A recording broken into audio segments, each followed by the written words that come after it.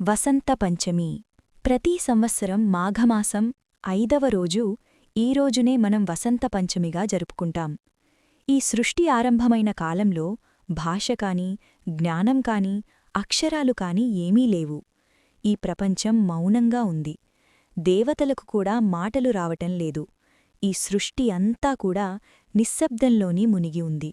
ఈ పరిస్థితిని గమనించినటువంటి శ్రీమహావిష్ణువు దేవతలందర్నీ కూడా పిలిచి ఇలా చెప్పారు: చదువులకు, జ్ఞానానికి, అలాగే భాషకు అధినేత ఆవిర్భవించాలి అంటే మీరు తపస్సు చెయ్యాలి. అప్పుడే ఈ సృష్టికి జ్ఞానం, శబ్దం రెండూ లభిస్తాయి అని తన మనస్సు ద్వారా తెలిపారు. ఆ మహావిష్ణువు యొక్క ఆదేశం ప్రకారం దేవతలందరూ కూడా గొప్ప తపస్సును ప్రారంభించారు. కొద్ది రోజులు గడిచాయి. అప్పుడు ఆకాశంలో కొన్ని ధ్వనులు వినిపించసాగాయి. మెల్లగా శబ్దాలు పెరిగాయి. దేవతలు మరింత తీవ్రంగా వారి తపస్సును కొనసాగించారు. అప్పుడు ఆ ఆకాశంలో రూపం లేని తెల్లని ఓ కాంతి మాత్రమే ప్రకటమైంది. దివ్యమైన ఆ కాంతిని దేవతలంతా ప్రార్థించారు.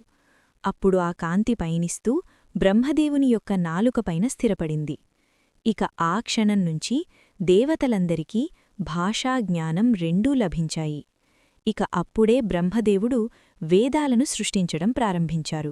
దేవలోకంలో అంతా బాగానే ఉంది కాని భూలోకంలో ఉన్నటువంటి మానవులకు ఇంకా జ్ఞానం కలగలేదు. వారింకా మౌనంగానే ఉన్నారు. శ్రీమహావిష్ణువు దేవతలందర్నీ పిలిచి మరింత తపస్సు చేయమని ఆదేశించారు.